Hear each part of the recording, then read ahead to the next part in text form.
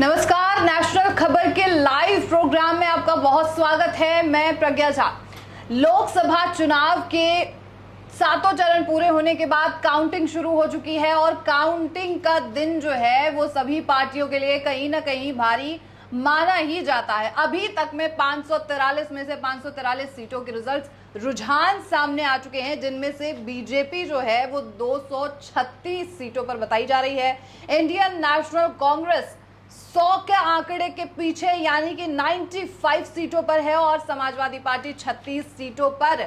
उत्तर प्रदेश में जो समीकरण है वो बिगड़ते हुए नजर आ रहे हैं। दिल्ली में 7 सीटों पर बीजेपी है, कर्नाटक में भी बीजेपी लीडिंग में है, बिहार में भी जेडीयू जो है वो 14 सीटों पर है। अभी फिलहाल जो बड़ी सीटों पर बीजेपी लीड कर रही है, कहां हार रही है, क्यों हार रही है, इन सभी चीजों पर हमारे पास चर्चा जो है आज के इस खास प्रोग्राम में करेंगे। हमारे साथ राजनीतिक विशेषज्ञ हमारे मौजूद होंगे।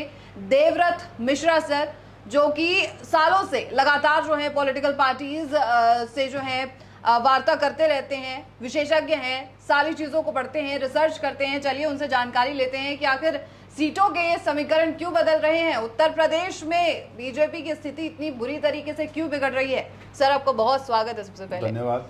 और दिल्ली के बारे में जैसे जानकारी ले ही रहे हैं, 7 सीटों पर बीजेपी आगे है।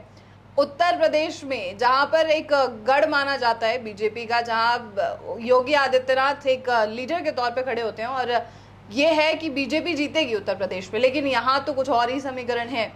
क्या लगता है आपको? बिल्कुल, सारे एग्जिट पोल के जो भी प्रेडिक्शन पहले आया था, आज तो सब कुछ उल्टा दिख रहा है। बिल्कुल जिस तरह से दिखाया गया था। हाँ। बीजेपी बिल्कुल एनडीए टोटली 400 पार के आसपास आ रहे हैं या 400 के आसपास आ रहे हैं। बिल्कुल नहीं होते, नहीं है। बिल्कुल। तो अभी तक का जो ट्रेंड है उस हिसाब से ये तो 4th राउंड या 5th राउंड अभी तक गया हुआ है, काउंटिंग हुआ है। अभी और भी टाइम है आगे देखने के लिए। एंड जहां पे जो डिफरेंस है 10,000 से नीचे का डिफरेंस है, वहां पे सिचुएशन कुछ भी हो सकता है। बिल्कुल। बट सबसे ज्यादा इंटरेस्टिंग है उत्तर प्रदेश। बिल्कुल। उत्तर प्रदेश राम मंदिर को लेके जब लग रहा था कि बीजेपी यहाँ पे कंप्लीटली स्वीप करेगा, मतलब एटलीस्ट 70 सीट तो लेना ही था इनको, 70-72 सीट का तो चांस ही था। बट अब कुछ टोटली बदल गया है सिचुएशन। उस हिसाब से समाजवादी पार्टी का तो इस बार का बहुत अच्छा दिखाई दे रहा है। अभी तो देखिए सर, टोटल आ चुकी है बीजेपी 35 पे, समाजवादी पार्टी 35 पे और कांग्रेस 7 पे है। एंड खास करके अमेठी एंड रायबरेली दोनों में बहुत इंटरेस्टिंग सीट स्मृति ईरानी एक बहुत बड़े हस्ती है जिनका बहुत पीछे चले गए, 45,000 वोटों से कम जा रही है। तो वो एक है। मुझे जहां तक लग रहा है कि उत्तर प्रदेश में अभी तो बहुत अर्ली है बोलने का, बट फिर भी हमें जो लग रहा है कि एक तो कास्ट पॉलिटिक्स जो है वो बहुत मायने रखा है इसमें।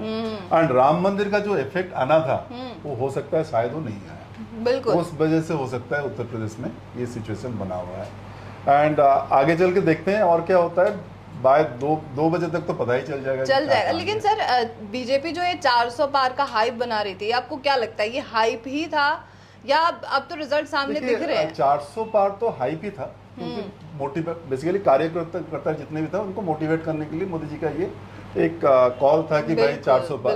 बट रियलिस्टिकली जो फिगर था वो था 350-370 के बीच में, 350 के आसपास का एनडीए का फिगर आना था। बट सबसे बड़ा झटका अभी उत्तर प्रदेश ने इनको दिया है। अगर 30-32 सीट अगर उत्तर प्रदेश में ये लूज कर जाते हैं तो दैट मीन्स 350 में से 30 चला गया तो 320 के आसपास आ गए। प्लस जो एक्सपेक्टेशन था कि वेस्ट बंगाल में ये लोग बहुत अच्छा करेंगे, साउथ से कुछ सीट्स लेके आएंगे कर्नाटका को छोड़ के, तमिलनाडु में, केरला में, आपका तेलंगाना में, आंध्रा में तो ठीक है टीडीपी इनको हेल्प कर रहा है। बिल्कुल। बट जो मेजर था, प्लस महाराष्ट्र में झटका मिला है। बिल्कुल। महाराष्ट्र की सीटें हैं बीजेपी 11 पे और कांग्रेस 11 पे, एनसीपी जो है 1 पे चल रही है फिलहाल के लिए। बिल्कुल 0 पे। तो वही कह रहा हूँ कि बड़े बड़े जो स्टेट्स है जो यहाँ का, जैसे यहाँ पे आपका उत्तर प्रदेश हो गया, बिहार हो गया, आपका मध्य प्रदेश हो गया, गुजरात हो गया, राजस्थान हो गया एंड महाराष्ट्र जी। तो यहाँ से इनको लगाते कंप्लीट स्वीप करेंगे। बिल्कुल। जो अभी नहीं हो पा रहा है तो अभी वो एक बहुत बड़ा झटका मुझे लग रहा है वो 350 जाने के लिए। बिल्कुल। और दिल्ली के बारे में क्या बात करें सर, 7 सीटों पर बीजेपी आगे चल रही है। आम आदमी पार्टी का तो सुपड़ा ही साफ हो चुका है। बिल्कुल। ये पहले से ही पता था लग रहा था कि भाई दिल्ली में तो कंप्लीट स्वीप करने वाले हैं, फिर भी डाउट थोड़ा बहुत था 2-3 सीट पे। एक तो चांदनी चौक सीट पे जहाँ पे कांग्रेस का जो कैंडिडेट है वो उनका ना थोड़ा सा रुझान उनके तरफ लोगों का ज्यादा है, पुराने आदमी हैं, तो वहाँ का था। और हाइप जहाँ पे किया गया था कन्हैया कुमार को लेके और मनोज तिवारी को लेके, मुझे लगता है वो हाइप ही था, हाइप के अलावा कुछ नहीं था। क्योंकि जो फील्ड से जो रिपोर्ट्स आ रहे थे उस हिसाब से मनोज तिवारी बहुत साफ सुथरा जीतने वाले चांस था।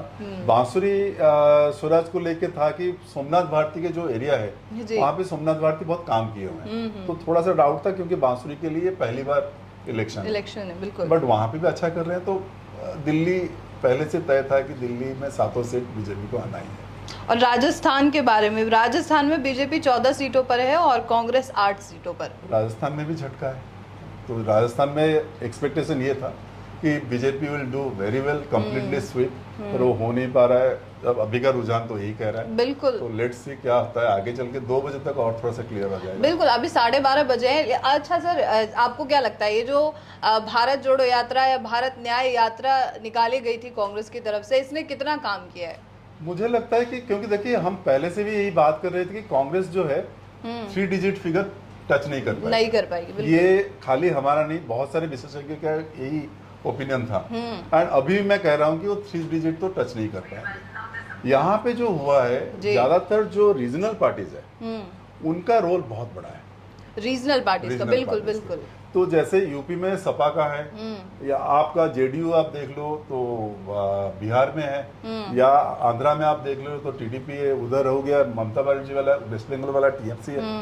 तो बेसिकली यही पार्टीज जो हैं, और महाराष्ट्र में शिवसेना हो गया, जी, तो इनका रोल ज्यादा है। बिल्कुल। तो कांग्रेस आज इंडिया जो अलायंस है उसमें कांग्रेस एक मेन पार्टी है, बट उससे ज्यादा परफॉर्मेंस इन लोगों का है। बिल्कुल। और जीतना तो तय है बीजेपी का, लेकिन कांग्रेस और इंडिया गठबंधन ने कहीं ना कहीं तो इस बात की टक्कर दी, जबरदस्त टक्कर दी है, कांटे का टक्कर दे रहे हैं। जो एक्सपेक्टेशन था कि वो कुछ भी नहीं कर पाएंगे, मतलब बहुत सारे तो यही सोचे थे कि जब ये 400 तक छुएंगे या 370 छुएंगे तो वो लोग 120-130 में निपट जाएंगे सारे, बट ऐसा नहीं हो रहा है, सॉलिड टक्कर दे रहे हैं। कभी कभी तो ये रुझान से तो कभी कभी ये भी लग रहा है कहीं ये मिनिस्ट्री ना बना दे। बिल्कुल। बिल्कुल। और अभी आपसे बात हो रही थी स्मृति ईरानी के बारे में, आप तो ये दावा कर रहे थे कि स्मृति ईरानी जीतेगी, हमें लग रहा, लेकिन अभी तो 45,000 सीटों से वोटों से पीछे जा रही है। एक सरप्राइजिंग रिजल्ट है, क्योंकि स्मृति ईरानी वहाँ पे काम बहुत किए हैं एंड वहाँ के जो वोटर्स हैं उनके साथ लगातार टच में रहे थे। तो कहीं ना कहीं कुछ उनके हो सकता है कुछ स्टेटमेंट्स होंगे जो नेगेटिव हो गया, या जो राहुल गांधी की जगह पे जब वो किशोरी लाल शर्मा, क्या नाम है उनका, किशोरी लाल शर्मा, जी किशोरी लाल, तो उनके में भी उनका पॉपुलैरिटी ज़्यादा हो गया होगा, इस वजह से वहाँ पे बढ़ा दे। बीजेपी अभी तो ये रुझान ही है, 242 सीटों पर बीजेपी आ चुकी है और कांग्रेस 96। यूपी में क्या हुआ है, सेंट्रल यूपी कह लो आप कि ईस्टर्न यूपी या वेस्टर्न यूपी, जी, हर जगह पे रिजल्ट ऐसा नहीं कि कहीं एक जगह पे बीजेपी ने स्वीप किया है, तो वो सबसे बड़ा कंसर्न है। तो इतने जो 400 पार का जो दावा था और यहाँ तो अभी 300 पार भी नहीं हो पाया, क्या मुद्दे हो सकते हैं जो लोगों ने पाया कि नहीं अभी बीजेपी को वोट नहीं देना, या ऐसा क्या हो सकता है? कुछ तो है, हमेशा तो यही नहीं है कि राम मंदिर हो या कोई, अनएम्प्लॉयमेंट एक बड़ा इशू था, फिर आपका जो प्राइस है, प्राइस बढ़ी हुई है हर चीजों की, वो एक इशू है। तो इसको ज्यादातर एड्रेस नहीं किया है बीजेपी ने। राम मंदिर जैसे, और इनके नैरेटिव ना हर जगह पे अलग अलग है। इनका इलेक्शन से पहले ही नैरेटिव अलग था कि यूपी वगैरह के लिए हम राम मंदिर पे बात करेंगे, साउथ में हम दूसरे टॉपिक पे बात करेंगे, हर जगह पे इन्होंने डिसाइड कर दिया अलग अलग टॉपिक पे बात करेंगे। बट कहीं ना कहीं ये बैकफायर कर गया, क्योंकि लोगों को आप हमेशा बेवकूफ नहीं बना सकते कि भाई मंदिर है, ये हिंदुत्व के ऊपर बात करके आप खाली उसी को एक मुद्दा बनाओगे, वो नहीं हो सकता।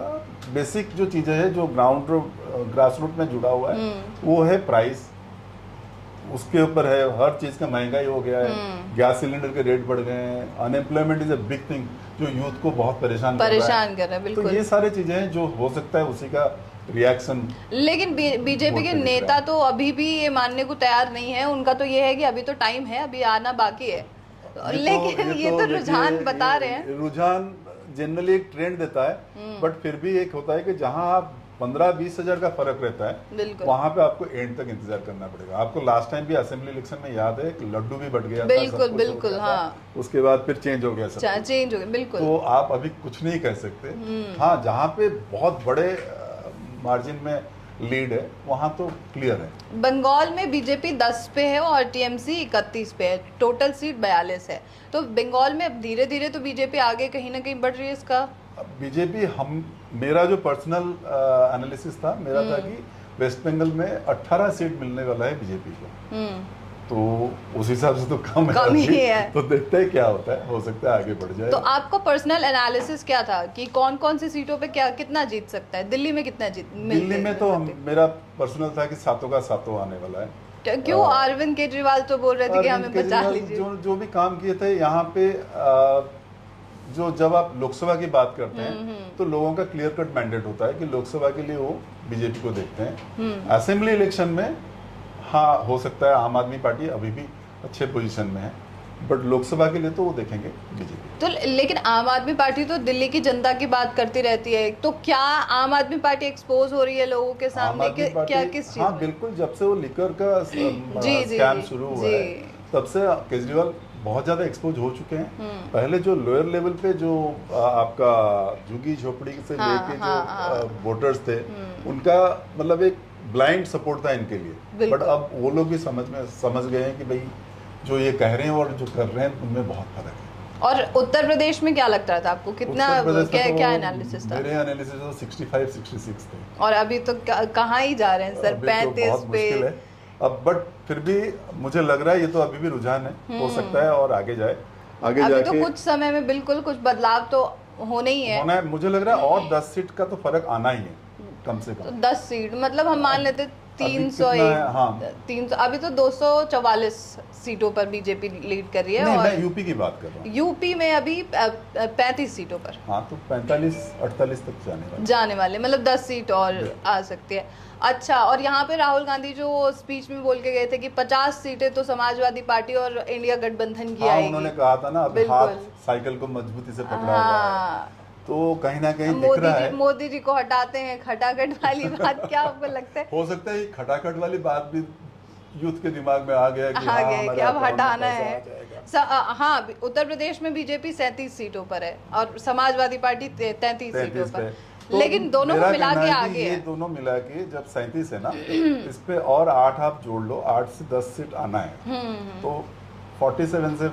लेकिन ये रिजल्ट फिर भी निराशाजनक है कि डेफिनेटली निराशाजनक, जहां उत्तर प्रदेश में एक लीड मानी जा रही थी बीजेपी, वो ये निराश यहाँ पे अभी योगी जी के नेतृत्व पे क्वेश्चन मार्क बन जाएगा, क्वेश्चन मार्क।